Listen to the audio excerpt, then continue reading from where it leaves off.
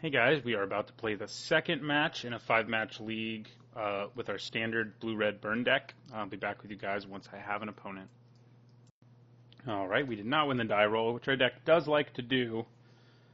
I think this is a keep. We don't have any creatures early, which is something the deck usually likes, but we do have a lot of burn to either control the board or just kill our opponent. What do we have? We have 10 points of damage of burn already, so... Alright, we'll start with our fumarole.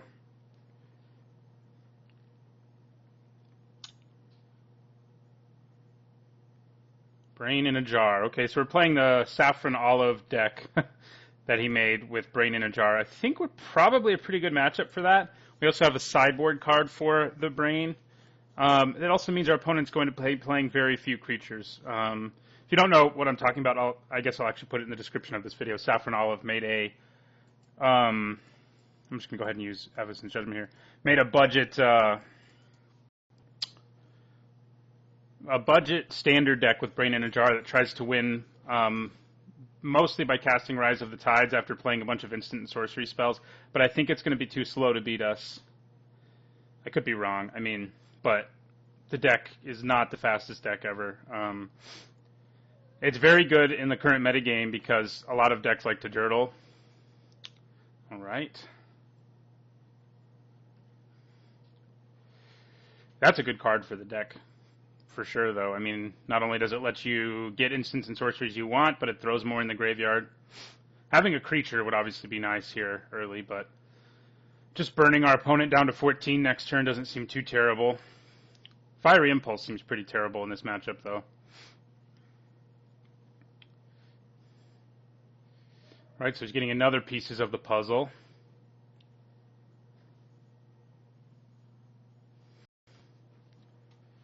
Okay, well, that Tormenting Voice is pretty nice. I think that's what we do now. And we discard Fiery Temper. We burn our opponent down to 15.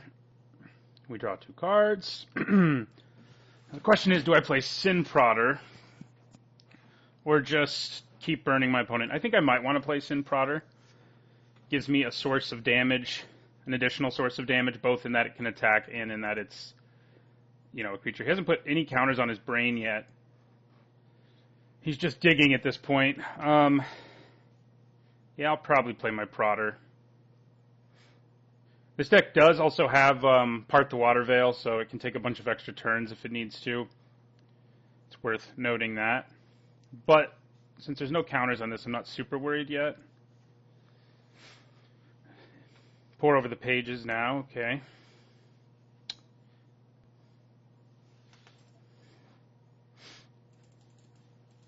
Grip of the Royal. All those cards are pretty bad against us, although our Prodder at least will be a creature, So right now there's a charge counter on Brain. So here I think we do play Sin Prodder. Gives us 3 damage on the table.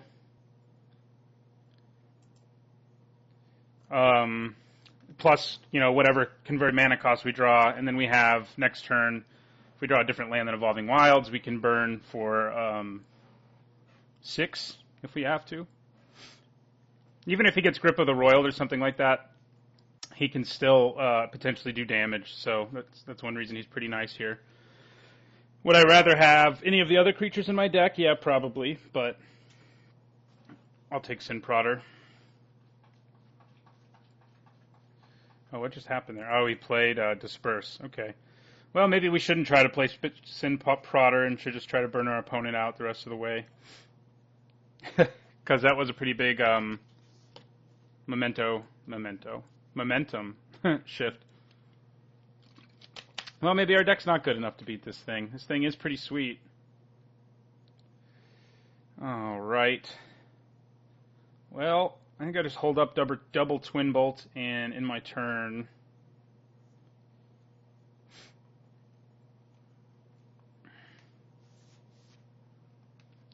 he's got the mana for Rise from the Tides. There's one in his graveyard, so that's pretty nice. And it is, if he just casts it right now, I think we lose. So we can Fiery Impulse one of them.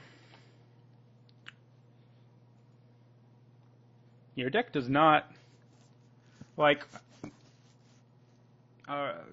it can't really beat, like, a card that puts a bunch of tokens into play like that. We have to get in for a lot of damage early to beat it. So, alright. We're going to drop him to 11. We might play Prodder, try to play the Prodder again, because then we can still keep up Twin Bolt.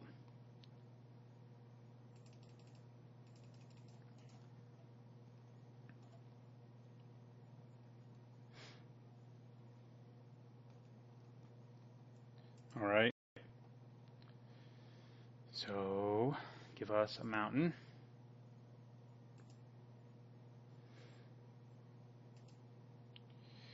Okay. Oh, I forgot to Twin Bolt at the end of his turn. I'm good at Magic. Okay.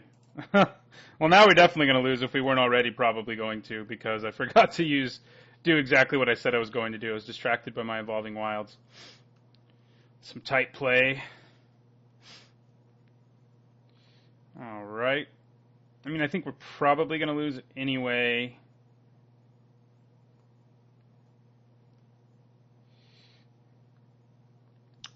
There's a lot of pieces of the puzzle we've seen. But yeah, that was bad. I mean, he would be at 11 now, which is significantly different than 15. Yeah, that was bad. But we definitely want to bring in Smash to Smithereens, I think, and maybe Negate as well, because just negating the spell that they try to cast off of Brain in the Jar is a pretty big deal. Rise from the Tides. All right.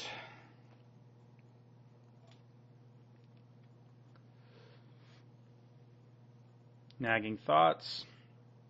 I mean, he's definitely filling up his graveyard.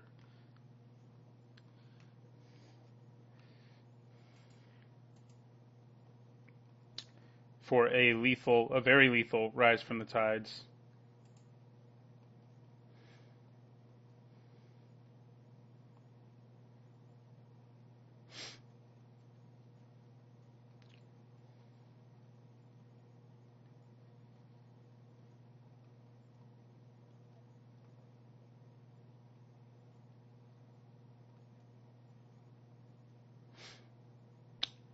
I'm guessing he probably puts a counter here. Does he have something that costs 4 that he then gets to play? He might. There's not. Well, it could be Engulf the Shore, which wouldn't be ideal for us, obviously.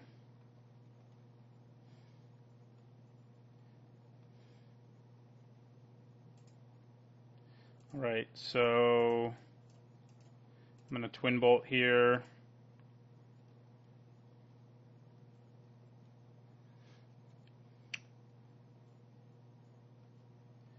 Which, again, was something I should have done the last turn, but alas.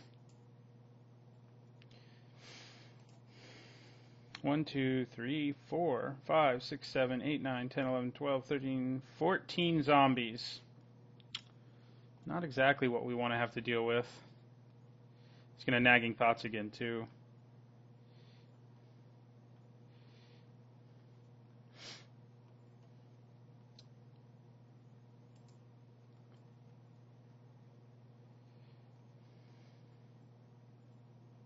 Alright, well, that means our Sin Prodder is, in fact, actually going to hit him for 3.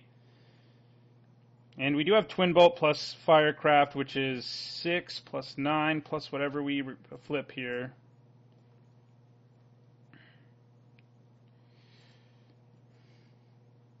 Because chances are he's not just going to put it in my hand. Oh, it was a mountain, so we don't get any damage there. Okay, that's interesting. I think now it's probably better to do something a little different.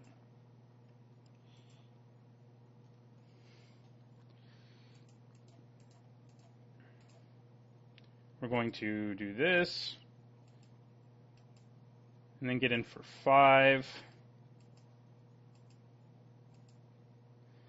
And end the turn. So he could cast Rise from the Tides now. But Twin Bolt plus Storm Chaser Mage would get us there. He could also take an extra turn. That would probably be a little more devastating for us right now. Now, just imagine if I'd actually cast those 2 Twin Bolts earlier. We would have won this game. More than likely. I mean, our opponent might have played slightly differently if they were at less life, but that was a pretty big oversight.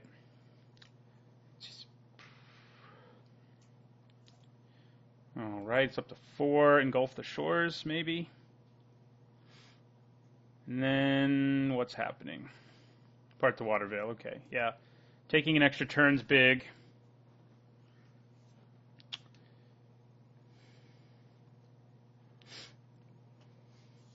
So now it's his extra turn.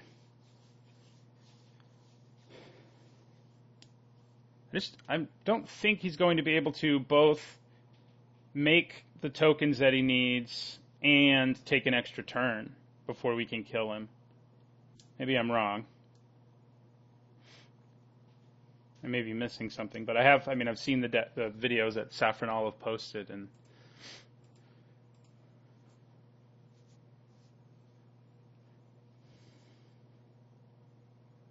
I mean, how much does Part the Water Veil cost? 6? Yeah. I guess if he just... Okay, now what?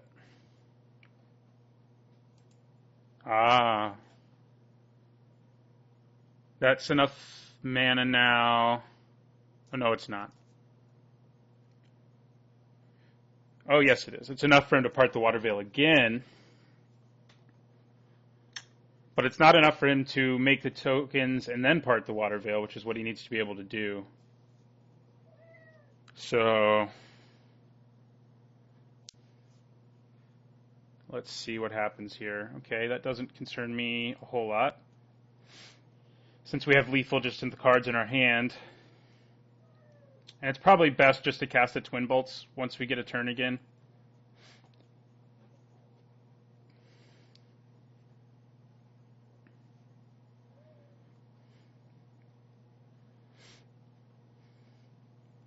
Sin Prodder is probably pretty bad in this matchup.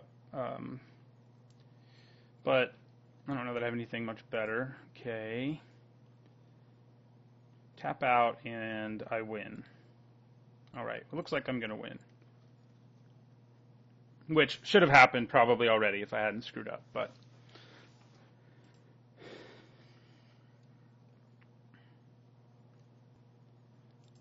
Alright, Twin Bolt number 1. And Twin Bolt number 2. Alright, that's game 1 for us, despite my terrible misplay. So it seems my assessment was probably right, that the deck definitely isn't well positioned to play a fast burn deck. We don't want these at all, so I think we just side those out and put in the 2 negates and the 2 smashes that I just put in. There is some chance I never get a target for smash, but given that this deck tries to dig through the entire thing and get a Brain in the Jar in play, it seems to me like it's likely I'll have one at some point. I already put them in, didn't I? Yeah, there they are. All right, and the 2 negates are good too, just countering the spell that gives them an extra turn, countering the spell that can win the game for him. Things like that are really good. I don't think we want to spell. A lot of the stuff's in the deck's actually sorceries. I could take out Sin Prodder and just put in more burn, but I think the Prodder, at least it makes him commit some resources to dealing with a creature on the board, which we saw him have to do there. So on to game 2 with the negates and Smash to Smithereens on board.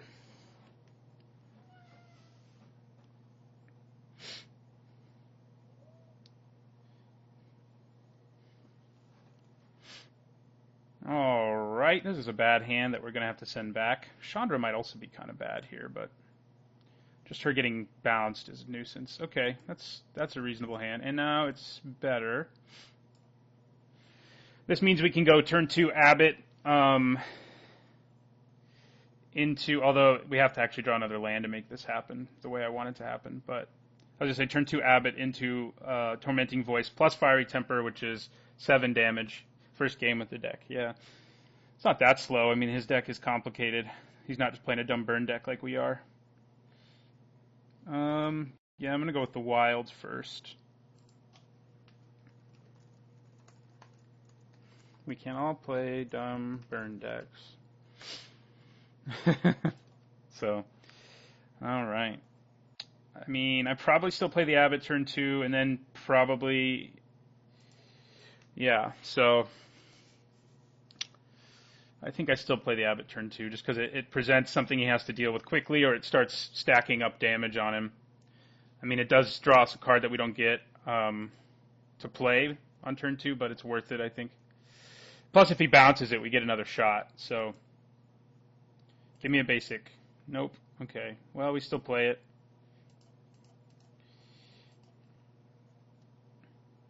Sin Prodder, alright. Well, not the biggest loss.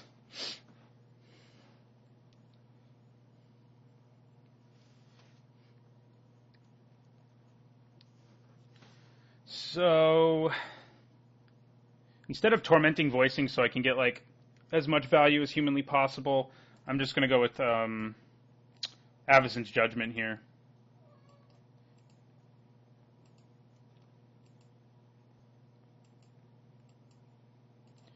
So we already have him at 15. Turns out playing the Abbot early was a good idea. And then next turn we can do Fiery Temper plus Tormenting Voice, which will do 7 damage, assuming he doesn't bounce our Abbot. But he might. He may engulf the shores. Nope. Well, we're going to get in for a lot here. Not having an early creature last game definitely slowed us down in our early game. But this time we got an early creature, didn't get dealt with, and we have plenty of burn in our hands. So Part the Water Veil. Okay, we know he's got that now, but it costs 6. He's not quite there. Void Shatter and Void Shatter. What does that counter? Anything. Okay, well that's good to keep in mind. I think we still go with the line I mentioned a minute ago, and maybe we play Storm Chaser later, because getting in for the most damage possible here is pretty big. So yeah, we're gonna go Tormenting Voice, discarding Fiery Temper, and obviously we're gonna play Fiery Temper, dropping him to 12.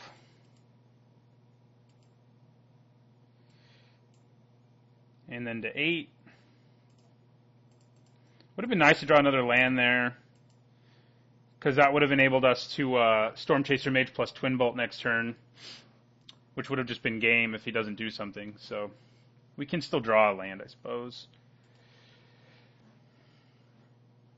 But yeah, this deck, if you haven't seen Saffron Olive's videos, which I'll probably have in the description because it's a pretty sweet deck, this deck is really good against the Seasons Past deck that is a big deal in Standard right now.